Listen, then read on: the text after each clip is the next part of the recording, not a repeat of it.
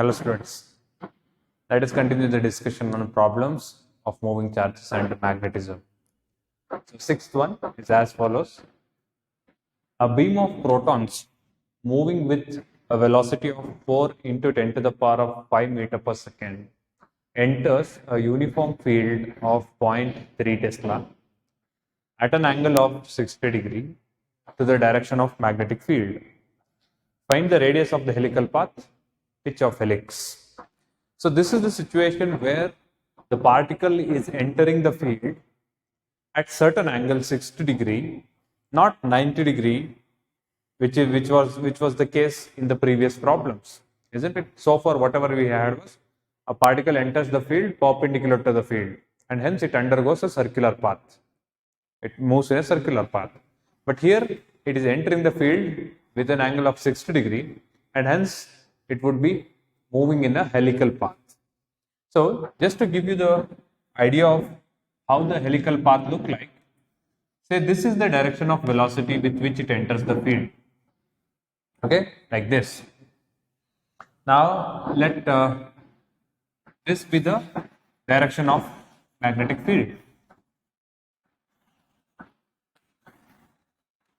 Okay, and now the beam of protons undergoes helical path or traces the helical path, isn't it?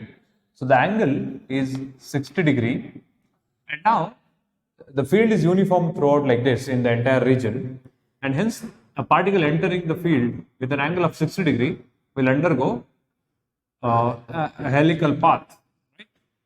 Helical path somewhat like this.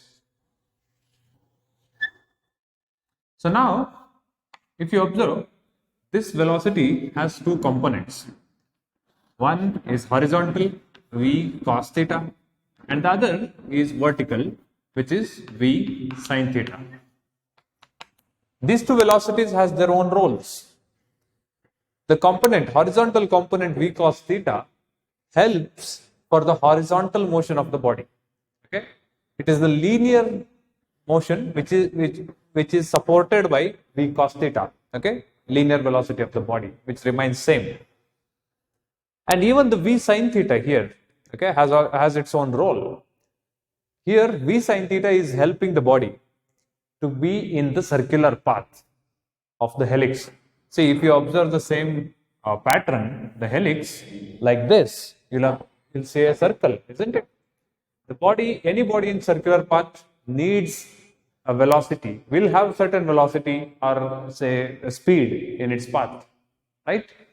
And that speed is v sin theta. Clear with this?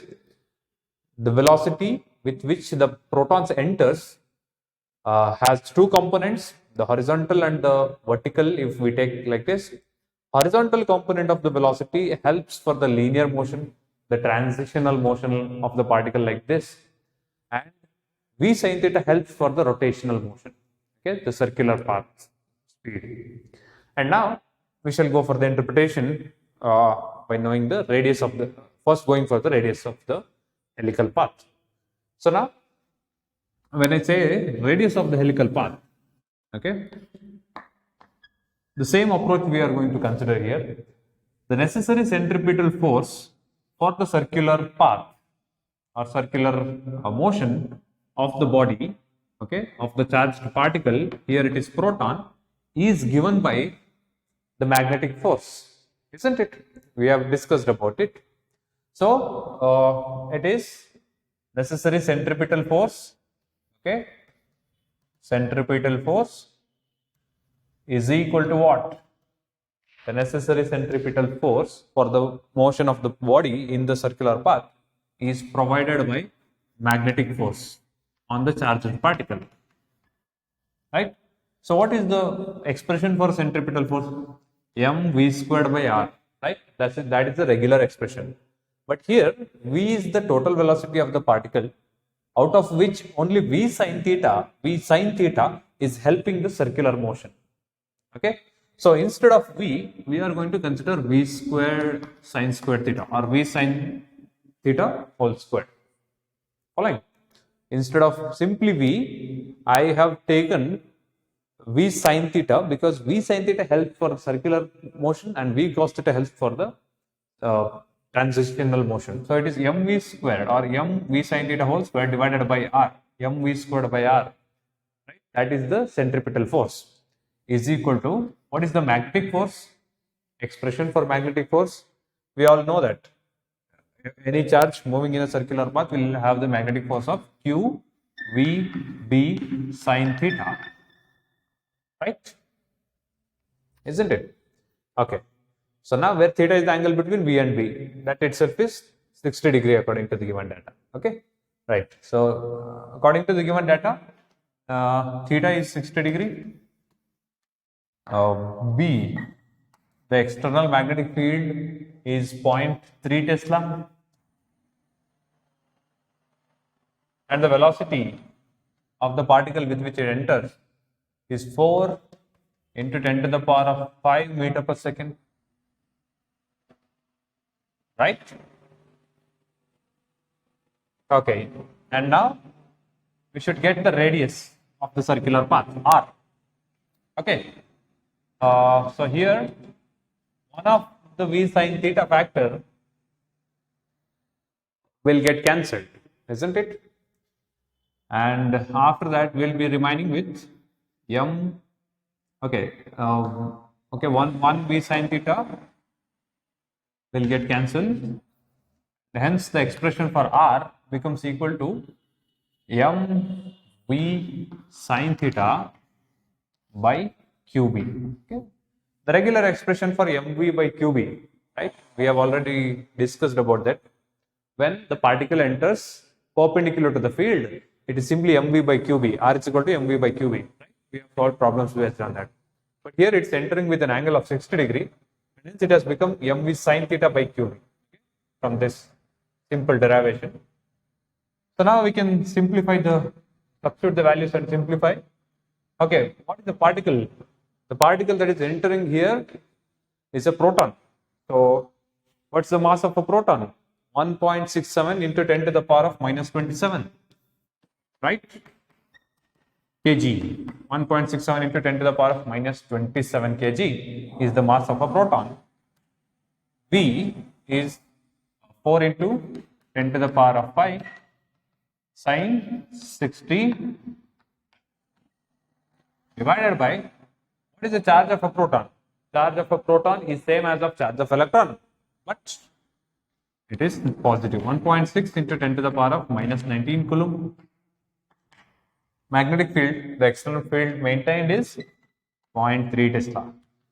Okay, make use of calculator. Simplify it carefully. Sin 60 is root 3 by 2. Simplify that. After simplifying this using the calculator, you will get the value of r is equal to 1.2 into 10 to the power of minus 2 meter.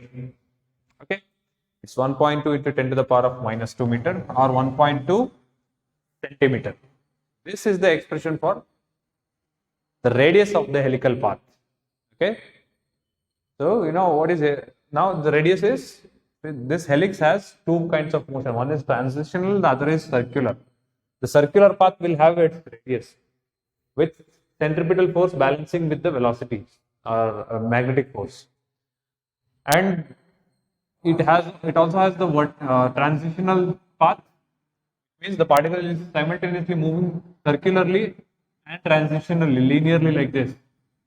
So v cos theta supports for the linear motion, v sin theta supports for the circular motion, and hence we've obtained the value of r using the balance of centripetal force and magnetic force by considering v sin theta instead of v in the place of velocity. Okay, so one part of the question, first part, the radius of the helical path is done. Now we'll go for pitch of helix. Okay, what is pitch of helix here? Pitch of helix, as we discussed, is the distance between horizontal distance between the two common points chosen in the helical path, or the horizontal distance traveled by the particle in the same time it completes one circular path, right? So since the particle is undergoing both both circular and transitional motion, the horizontal distance traveled or the linear distance covered for one circular path, okay, the linear distance covered for one circular path is taken as pitch of helix. Now what is pitch of helix for circular path? Pitch of helix for circular path is 0, because when the particle completes one circular path, it is there in the same position. It has not moved any linear distance. So if the particle covers certain linear distance while moving in a circular path, then the path is called helix and the distance is called pitch of helix. So this is the distance we need to calculate. Okay, this is what is pitch of helix. Yeah, we do not have a particular symbol for that. Okay, we'll directly take it as pitch. Now you see, pitch is the horizontal distance covered in the same time when the particle covers one circular path. Right? Starts from here, goes like this, comes back to the same point. Same point in the sense like the circular path. Starts from here, goes like this, comes back here. Okay. But if you look at the same phenomena here, it starts from this, goes like this, comes back here. So for you, it looks like circular, but in fact it was helical. So the time taken for the completion of one circular path and the time taken for the distance traveled, for the distance of pitch of helix is the same. So the distance traveled, this is nothing but the distance traveled, which we can consider as velocity into time. And I have told you that v cos theta is the component which helps for the transitional or the linear velocity, linear motion. So it is v cos theta, the velocity which is helping the linear distance, into time taken. What time is taken for the body to cover one circular path? Because the time taken to cover one circular path and the time taken to move one pitch of helix distance is the same. Okay, so the time taken for the completion of one circular path itself is time period of the motion. So it is v cos theta into t. Okay, so now we have theta, v and all, but we do not have t. Okay, what is time period? See, time period is 1 hour nu, frequency of revolution. We do have the expression for frequency of revolution. What is that? QB by 2 pi m, right? Remember that? QB by 2 pi m is the expression for the frequency of revolution, right? Okay. So the expression for time period will be 2 pi m by QB. Let me put that here. So it is 2 pi m by QB. Right. Let me simplify now. So what is V? Velocity is 4 into 10 to the power of 5 cos 60 into, again you have all the factors, 2 into pi into mass of proton divided by charge of proton into magnetic field. Substitute them, simplify using the calculator, you'll get the pitch distance in meter. Okay, if everything is calculation, you do that. Okay, the next question, 7th one, is as follows. An alpha particle is describing a circle of radius 0.45 meter in a field of magnetic induction 1.2 Weber per meter square. Find its speed, frequency of rotation. They have mentioned it's actually revolution. Know that, right? Rotation is this motion, revolution is this. So frequency of revolution and kinetic energy. And then the question starts. What potential difference will be required which will accelerate the particle so as to give this much of energy to it? Okay, first let us look for speed and frequency. What and all is given? So particle is describing a circular path of radius r is equal to 0.45 meter. In a magnetic field, induction, or yeah, it's nothing but magnetic field itself, nothing else. Okay, that much magnetic field is induced there. So it is B. Magnetic field B is 1.2.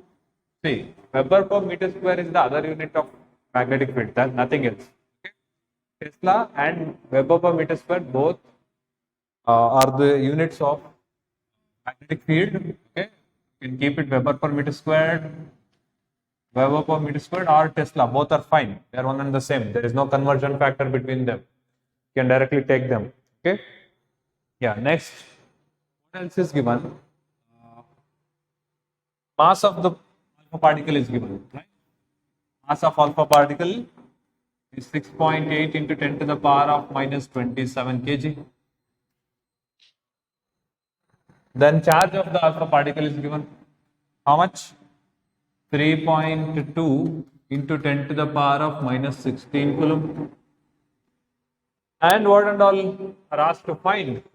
Speed and frequency of revolution. V is asked to find and nu is asked to find. Okay.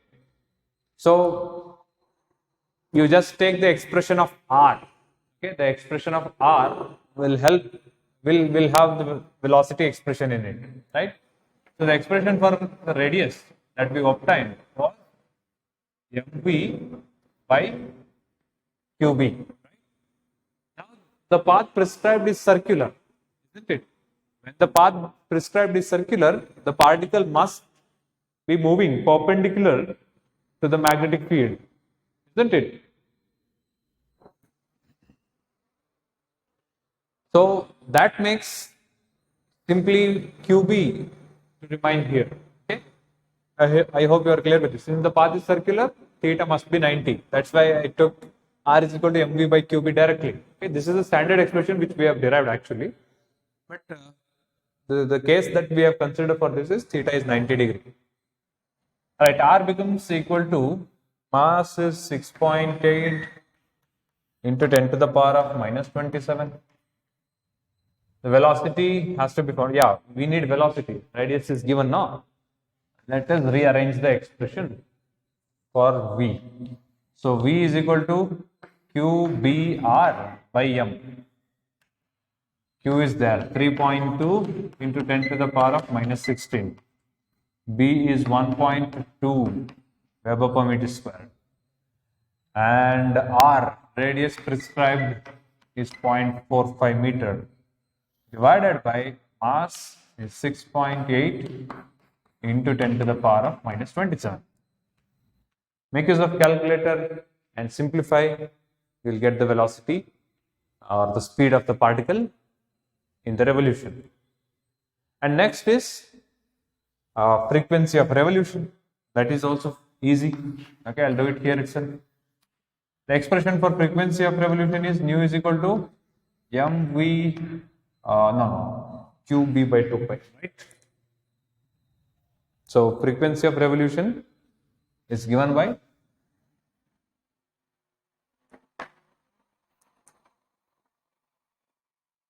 qb by 2 pi m, right? qb by 2 pi. Put the values qb, pi and m, simplify them, get the frequency of revolution. Okay, how many revolutions are occurring in a second? That's what is frequency of revolution. Get that.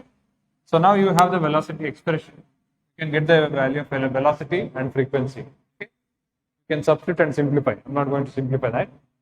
Just math part. You should do that. And then comes the question. Okay, let me take the value of V that we obtained. V is 2.6 into 10 to the power of 7 meter per second. 2.6 into 10 to the power of 7 meter per second. This is the value of V that we get. Okay.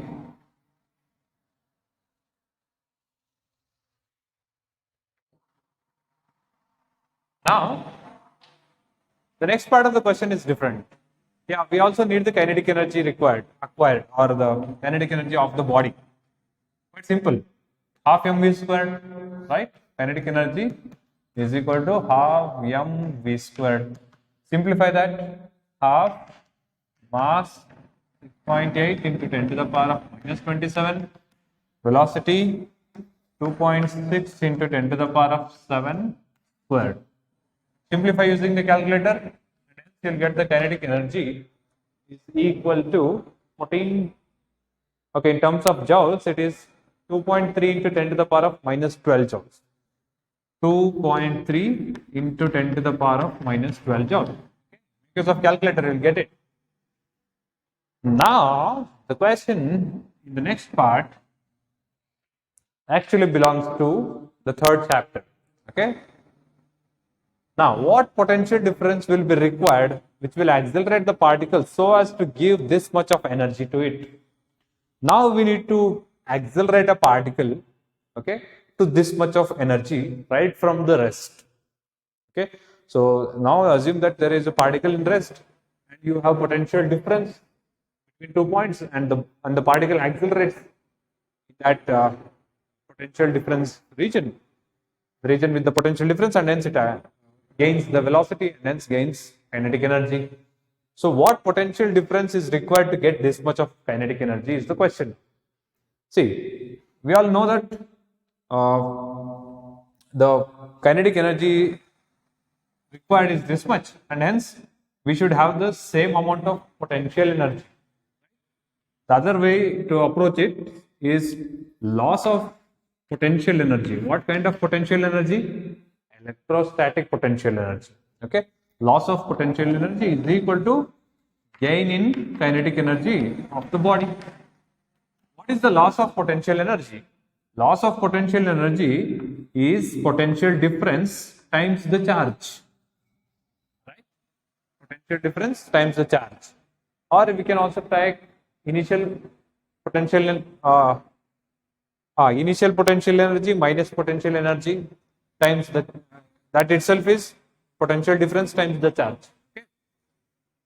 You should remember the third chapter's one. U2 minus U1 is the change in potential energy, loss of potential energy. U1 minus U2. Okay. V1 is U1 is V1Q. U2 is V2Q. Q is a common factor. V1 minus V2 times Q. V1 minus V2 itself is taken as delta V. Okay, remember this. So delta V times Q is the loss of potential energy, which is equal to gain in kinetic energy, which itself is this value, 2.3 into 10 to the power of minus 12 joule. And hence you simplify for delta V. Delta V is equal to 2.3 into 10 to the power of minus 12 divided by charge. What is the charge of helium particle given? 3.2 into 10 to the power of minus 16, minus 19 coulomb. Now you simplify them. Okay. After simplifying, you'll get it. The potential difference is 7 into 10 to the power of 6 volt. Huge potential difference. 7 to 10 to the power of 6. That's it. Okay. So this is the expression for, this is the value of potential difference required to accelerate the particle to gain this much of kinetic energy. Okay. Next, the eighth question is as follows. An electron passes through a magnetic field of 2 into 10 to the power of minus 3 Tesla and an electric field of 3.4 into 10 to the power of 4 volt per meter, both acting simultaneously. If the path of the electron remains undeviated, calculate the speed of the electrons.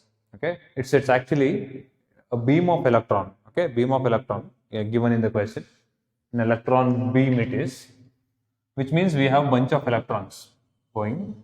Out of those electrons, few of them has certain velocity, and hence they do not get deviated in the presence of both magnetic and electric field. Now both of them are acting simultaneously, the electric and magnetic fields.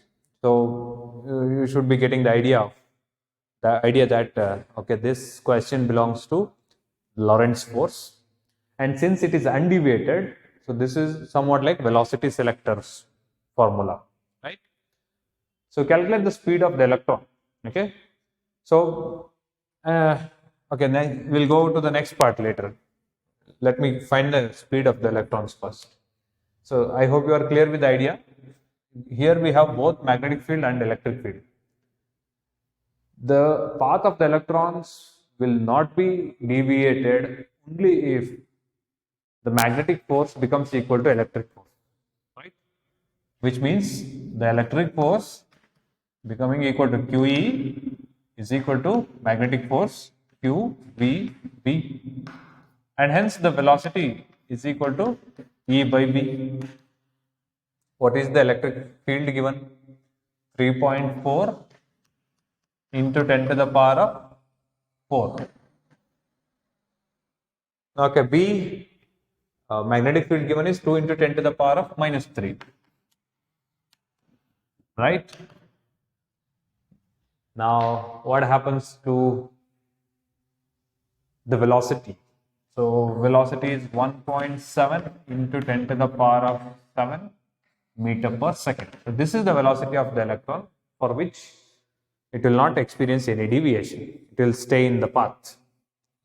Next, if the electric field is removed, so E is removed, only magnetic field is left. If the electric field is removed, what will be the radius of the circular path? So now, in the absence of electric field, only magnetic field acts, and hence the particle starts to undergo circular motion with a radius of r is equal to mv by qb, right? So mass of the electron is given 9.1 into 10 to the power of minus 31. Velocity, we have obtained the velocity 1.7 into 10 to the power of 7 meter per second. So this is the velocity of the electrons which already exist. That is why they are undeviated. Now, the same velocity shall be maintained even in the absence of electric field. Okay, so that itself is the velocity divided by charge 1.6 into 10 to the power of minus 19, and the magnetic field here is 2 into 10 to the power of minus 3 Tesla. Make use of calculator. Simplify to obtain the radius of the circular path, which is equal to 4.8 into 10 to the power of minus 2 meter.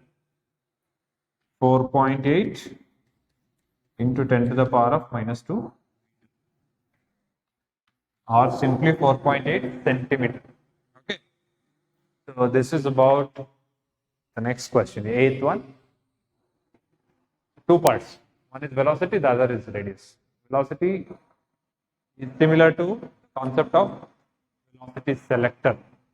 Okay. Okay, next question is as follows. 9th one. The pole faces of a cyclotron magnet are 120 centimeter in diameter. The field between the poles is 0.8 Tesla.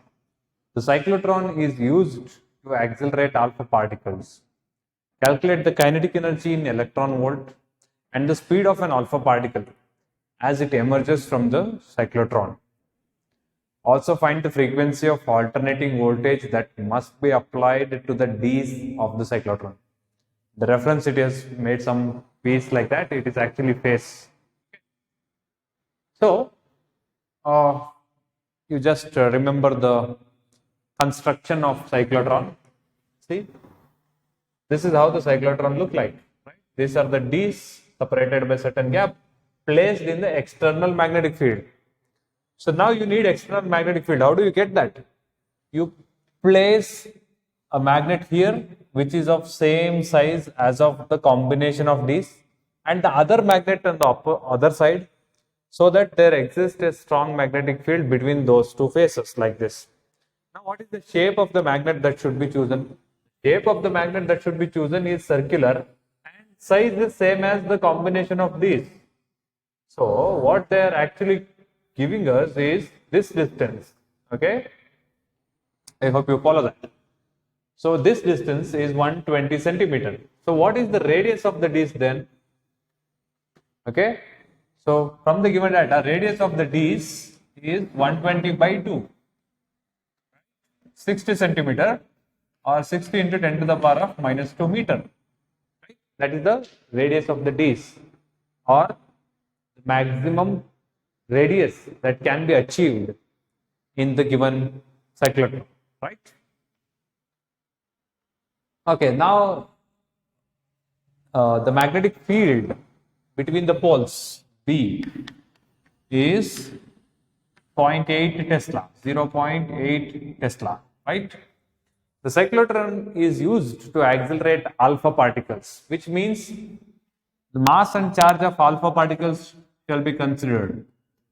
Mass of alpha particle is 6.8 into 10 to the power of minus 27 kg, and charge of alpha particle is 3.2 into 10 to the power of minus 19 coulomb.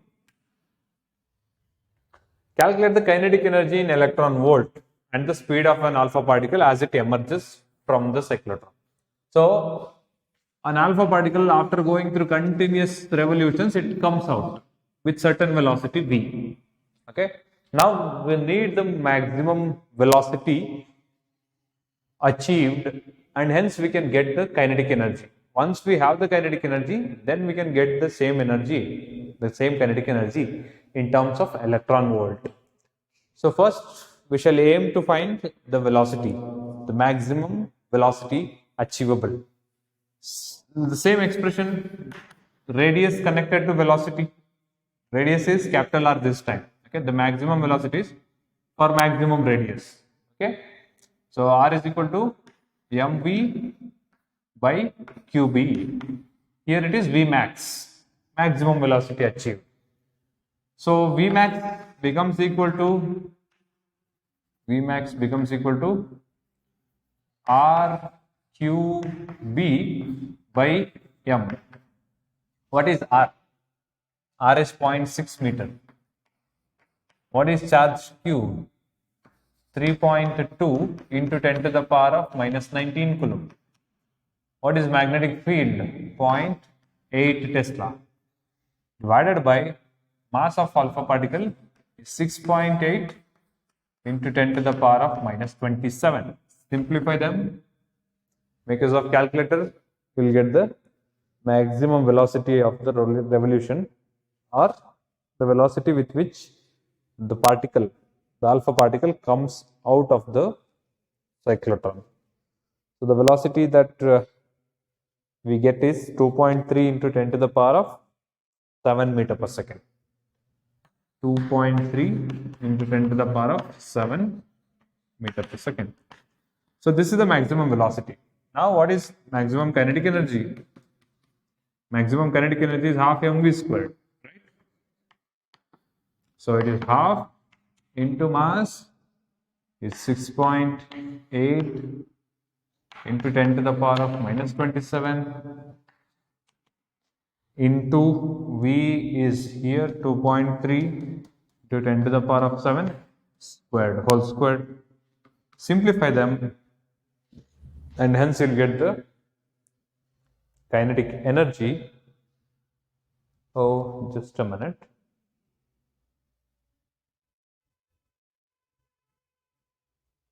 Yeah.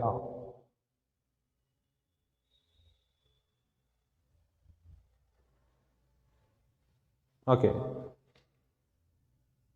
So you'll get the kinetic energy in joules. Okay. Simplify that. You'll get the kinetic energy in joules.